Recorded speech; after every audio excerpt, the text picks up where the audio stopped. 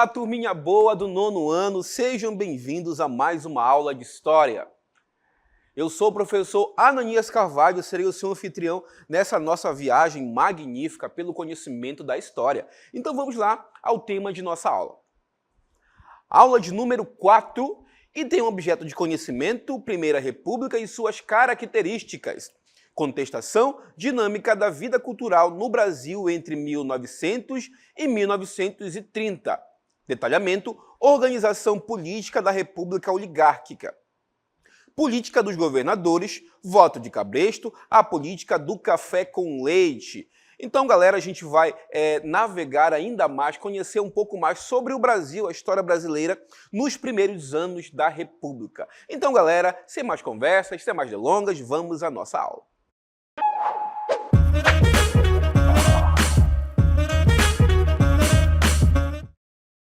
Estou aqui numa varanda tomando meu café com leite para falar para vocês sobre um período muito importante e muito marcante da nossa história, que é justamente a República Velha, República das Oligarquias ou simplesmente Primeira República. Professor, o que tem de importante e particular para a gente estudar e conhecer um pouquinho mais sobre a Primeira República? Gente, a gente sabe que após a proclamação da República, né, gente, surgiu ali os primeiros movimentos republicanos e a gente pode dividir esse primeiro momento em dois momentos distintos. O primeiro momento, que é justamente a República da Espada. Por que da Espada, professor? Porque foi um período autoritário, onde militares assumiram poder e muitas vezes assumiram de forma autoritária. O exemplo é o Marechal Deodoro da Fonseca e o Marechal Hermes, Marechal Deodoro da Fonseca e o Marechal Floriano Peixoto. Quase que não sai, né, gente? Mas esse período, após a sociedade civil conseguir, de fato, assumir o poder, a gente vê que um segundo momento se instaura no Brasil, e um momento que ficou conhecido como República das Oligarquias. Mas, afinal, professor, o que é uma oligarquia? O que seria esse conceito tão importante para a gente conhecer, para entendermos esse processo histórico ali da Primeira República? Oligarquia, galera, é o governo de poucos, onde um grupo político, um ou dois, ou até mesmo mais grupos políticos, conseguem, de certa forma, se perpetuar no poder. E quais os subterfúgios que eles usavam, gente, para conseguir se manter no poder? Primeiro, é interessante falar que na Constituição de 1891 foi instituído o voto aberto, apenas para o sexo masculino e para os maiores de idade. Então a gente vê o seguinte: se o voto é aberto, obviamente é mais fácil de se manipular o voto. Vocês devem imaginar que quem tinha maior poder aquisitivo e até mesmo maior influência conseguia se destacar no cenário político naquele momento.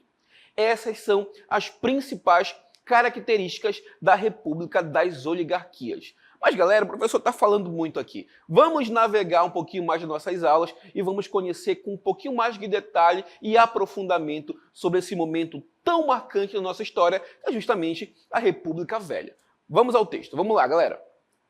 E o texto fala o seguinte: segundo período da República Brasileira, no caso a República das Oligarquias, que vai de 1894, até 1930. Por que essa data é importante, professor? Porque em 1894 a sociedade civil, um civil, assume o poder. E em 1930, gente, é o período, o ano da chamada Revolução de 1930, que basicamente marca o fim da República Velha.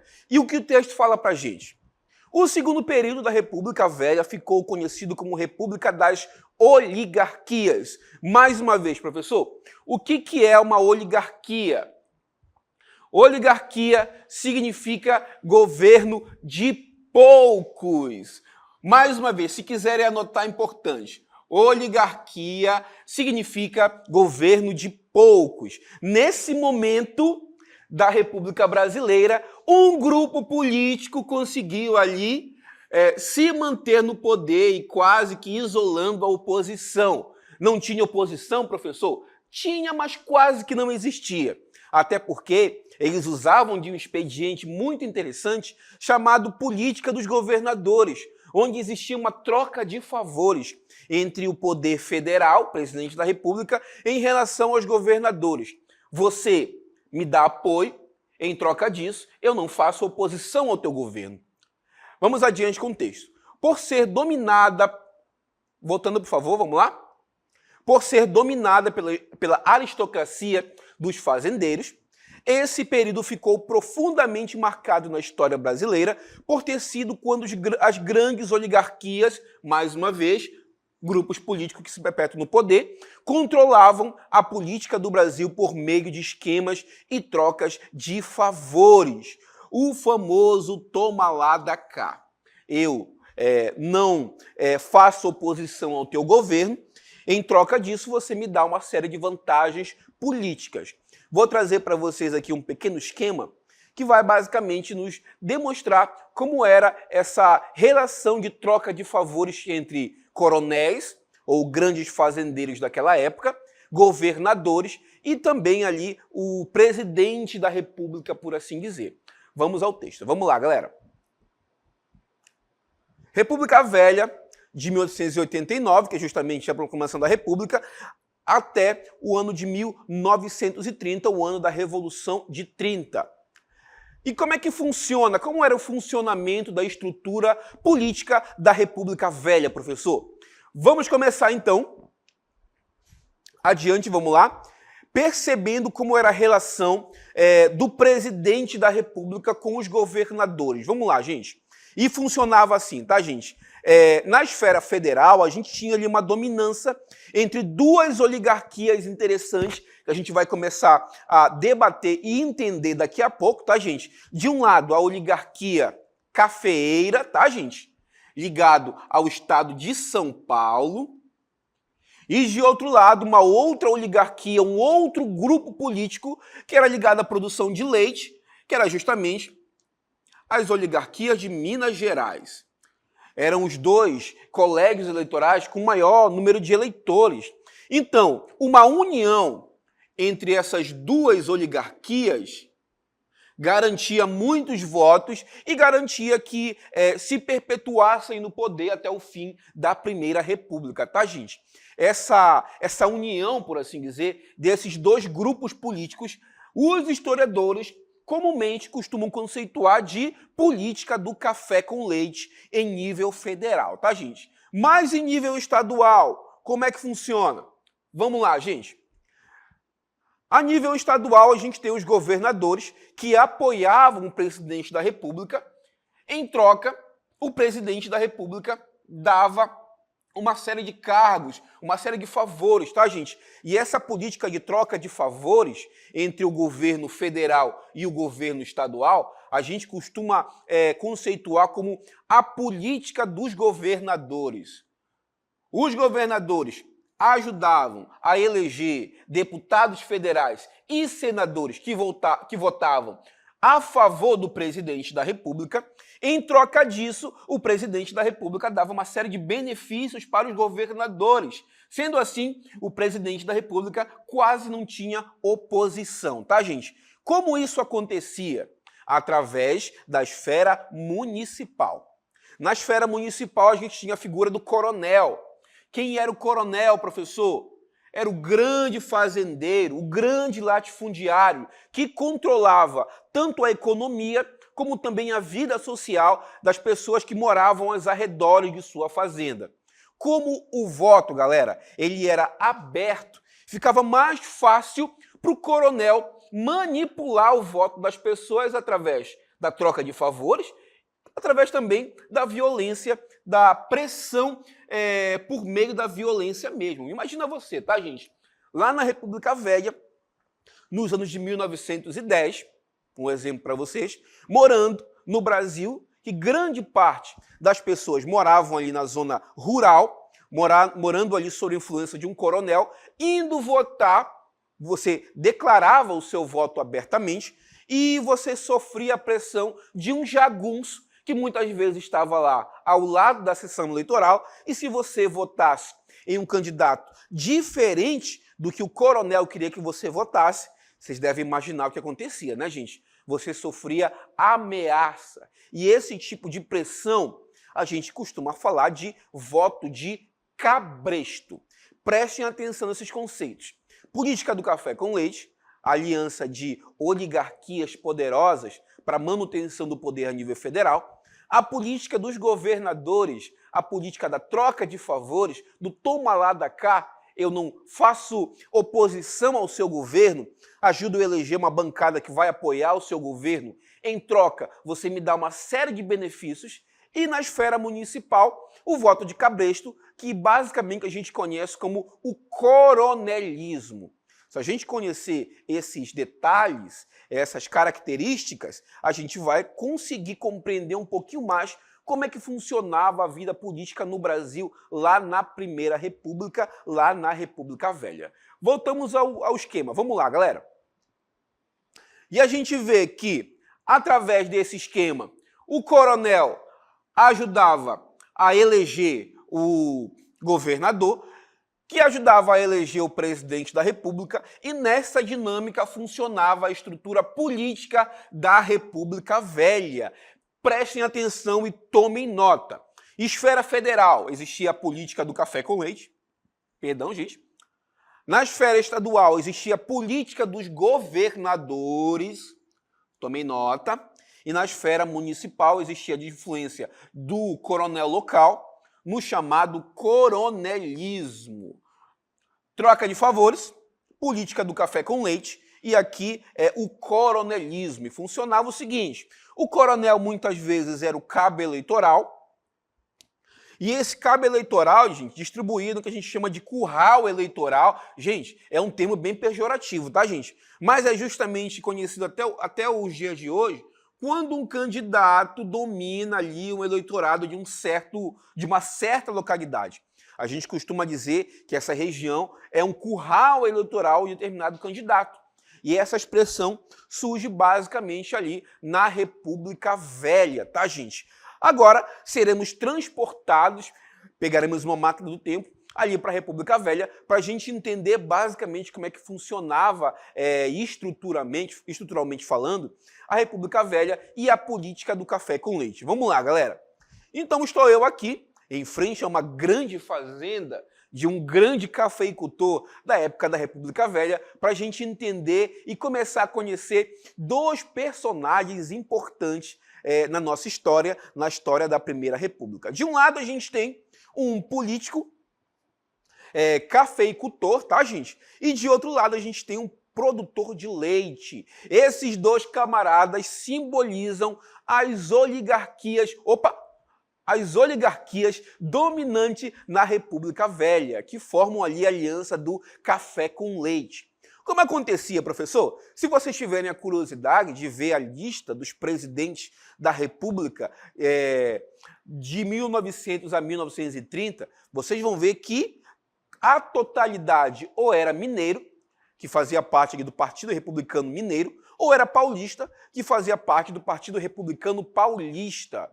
E como eram os dois currais eleitorais, por assim dizer, os dois colégios eleitorais com maior número de eleitores, a aliança entre essas duas oligarquias garantiu uma certa dominância no cenário político para essas duas oligarquias, os produtores de leite e os cafeicultores. Por isso a gente ilustra bem esse período como o período da dominância da política do café com leite. Quando vocês virem essa expressão vinculado à história brasileira da Primeira República, café com leite, professor, lembrem que era a união de duas oligarquias. O que é oligarquia, professor? Governo de pouco, um grupo político que se perpetua no poder, e esses grupos eram formados ali pela oligarquia cafeeira de São Paulo e a oligarquia voltada à produção de leite ali de Minas Gerais. União da oligarquia paulista com a oligarquia mineira, igual à política do café com leite.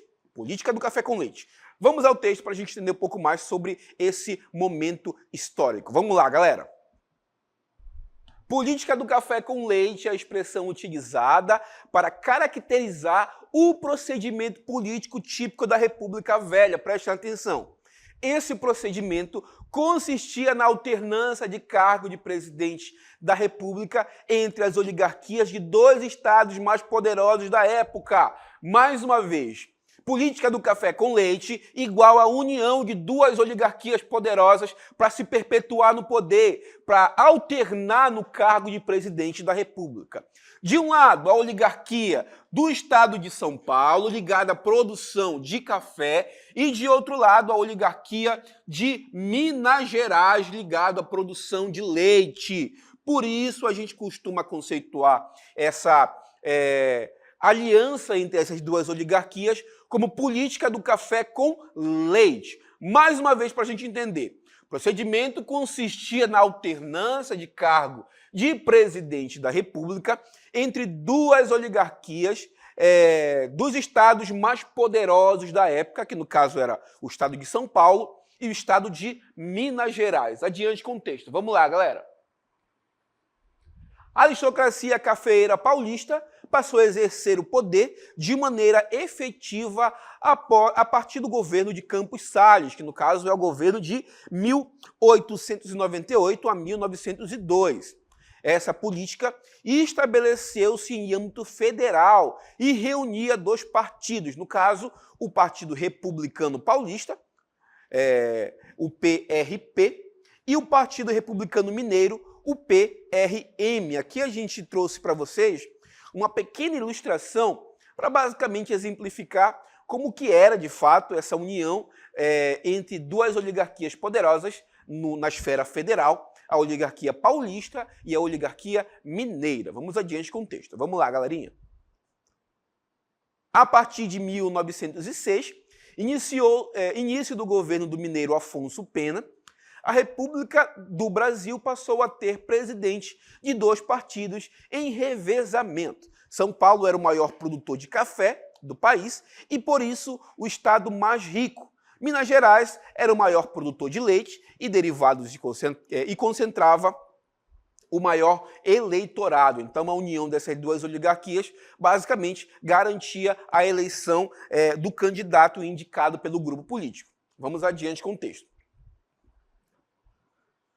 As características econômicas desses dois estados, isto é, a produção de café em São Paulo e a de leite em Minas, serviram de mote para designar a expressão política do café com leite.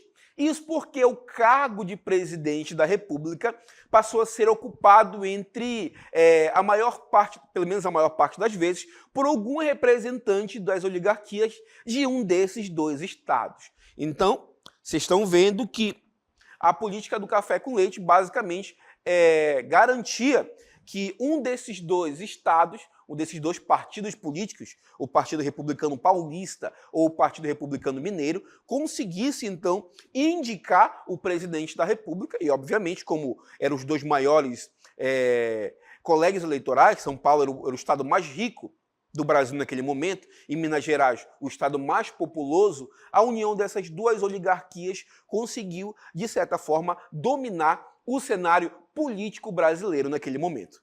Vamos ao texto. Vamos lá, gente. E na esfera federal, professor, melhor, na esfera estadual, professor, como é que funcionava, de fato, a política? Como era caracterizado o âmbito político naquele momento? No âmbito estadual, galera, a gente tinha a chamada política dos governadores. Trouxe para vocês aqui uma ilustração, antes da gente ir para o texto propriamente dito, de um indivíduo que pode ser ilustrado como presidente da República, juntamente com os governadores, um dando a mão nessa política que ficou conhecida como troca de favores, o toma lá da cá, que a gente vai chamar nesse momento de política dos governadores. Vamos ver o que o texto fala para a gente e vamos entender todos os meandros dessa política que dominava a esfera estadual no Brasil, na República Velha. Vamos lá, gente. Política dos governadores. Esta política surgiu da necessidade que o presidente paulista, que os presidentes paulistas e mineiros tiveram de encontrar apoio nas bancadas estaduais do Legislativo. Consistia num acordo entre chefes do Executivo Federal e os governadores estaduais. Basicamente acontecia isso. Vamos entender basicamente como acontecia a política dos governadores. Os governadores faziam campanha para eleger deputados e senadores que apoiassem o presidente da República. Fazia isso porque gostavam, professor? Porque era da mesma vertente política e ideológica, professor? Não, gente. Porque existia a troca de favores. Os governadores elegiam parlamentares de acordo com a vontade do presidente da República. Em troca, o presidente da República concedia uma série de favores para os governadores. A troca de favores, o toma lá da cá, a política dos governadores. Quando eu perguntar para vocês, ou quando vocês forem perguntados o que for de fato a política dos governadores, vocês vão lembrar, opa, o professor explicou para a gente que a política do toma lá da cá, da troca de favores. Eu apoio o teu governo, em troca você me concede algum benefício. O deputado tem um benefício oriundo do presidente da República, o governador tem recurso para o seu estado vindo da União, da presidência da República, e o senador também tem uma série de benefícios. Todo mundo ali, de certa forma, estava ali trocando favores. E essa política foi bastante interessante, porque ajudou também a perpetuar as oligarquias dominantes no poder. Vocês estão vendo que existia todo um conchavo, né, gente? Para ajudar ali os poderosos, os privilegiados, os grandes oligarcas a se manterem cada vez mais no poder. Vamos adiante com o texto. Vamos lá, galera. Em troca da autonomia dos estados, os governadores elegeriam uma bancada de deputados e senadores que apoiavam o presidente. Trouxe para vocês aqui um pequeno esquema, um organograma, que vai basicamente nos ajudar a compreender como é que funcionava de fato a política dos governadores. Vamos lá, gente. No topo ali da hierarquia, por assim dizer, está o presidente da República. O presidente da República dava apoio político a obras públicas do patronato aí para os governos estaduais. Em troca, os governos estaduais davam apoio político, elegiam deputados e senadores que estavam ali de acordo com as ideias, apoiavam sempre as medidas adotadas pelo presidente da República. Você sabe que para governar é basicamente o executivo, depende da aprovação das emendas por parte do executivo. Na esfera estadual, o governo estadual dava apoio político e verba, por assim dizer, aos coronéis, que por sua vez também dava apoio político e elegia ali os deputados estaduais que eram do interesse do governador, por assim dizer. Na esfera mais inferior, da esfera municipal, a gente vê que os coronéis davam favores pessoais ou até mesmo perseguiam adversários para que o eleitor municipal votasse no candidato que o coronel apontasse, ou até mesmo, muitas vezes, o próprio coronel se lançava para candidato a algum cargo eletivo. Vocês estão vendo que existia em todas as esferas essa troca de favores que fazia com que a política da República Velha, de fato, funcionasse de forma orgânica. Professor, todo mundo saia ganhando, professor? Não, né, gente? A gente sabe que só quem ganha são os poderosos. A grande maioria da população não adentrava nesse esquema de troca de favores. Eram os eleitores, a população mais pobre, que estava ali à mercê da vontade tanto do coronel como também do próprio presidente da República, até porque ele fazia obras à vontade dos governadores, que deviam também satisfação da esfera municipal ao coronel local, que apoiava o governador em troca de favores ele também. Então a gente vê que essa troca de favores, ela durante muito tempo foi a tônica das eleições no Brasil. E hoje, pessoal, hoje existe troca de favores? Quando um candidato oferece algo em troca do seu voto, a gente está reproduzindo uma prática lá da República Velha, tá, gente? A velha troca de favores, o velho voto cabresto ali dos coronéis. Naquela época eram os coronéis. Nessa época a gente tem também as grandes oligarquias, que são os poderosos, que continuam ali se perpetuando no poder graças ali à pressão política. Falando em coronel, vamos estudar um pouquinho mais sobre o coronel, sobre o coronelismo e como ele influenciou na vida política na Primeira República. Vamos lá, galera. Vamos falar sobre o coronelismo. Coronelismo, os coronéis, que no caso eram os chefes políticos ou latifundiários, tinham uma importância econômica e política muito forte no interior do Brasil. Eles estabeleciam um controle sobre a população mais pobre, protegendo e mantendo os submissos. Protegendo de quem, professor? Protegendo deles mesmos. Geralmente, um coronel tinha sob seu poder um pequeno exército pessoal de jagunços. O que eram jagunços, professores? Eram funcionários do coronel que estavam ali, geralmente armados, para, de certa forma, fazer com que a vontade do coronel fosse acatada. Vamos ao texto. Vamos lá, gente. Nessa época, o voto não era secreto e os coronéis garantiam o sucesso dos esquemas oligárquicos por meio de fraude e uso de violência nos seus chamados currais eleitorais através do voto de cabresto. Gente, mais uma vez, vamos imaginar a cena. O professor de vocês está ali, na década de 1910, por exemplo, e vai votar para um cargo eletivo de prefeito. O coronel indicou o seu candidato. E se você não votasse no candidato indicado pelo coronel, um jagunço do coronel, um capanga, um funcionário do coronel, que estava ali justamente para pressionar o seu voto, estava ali armado justamente para pressionar que você votasse no candidato indicado pelo coronel. E essa prática do chamado voto controlado, gente, a gente conhece como o voto de cabresto.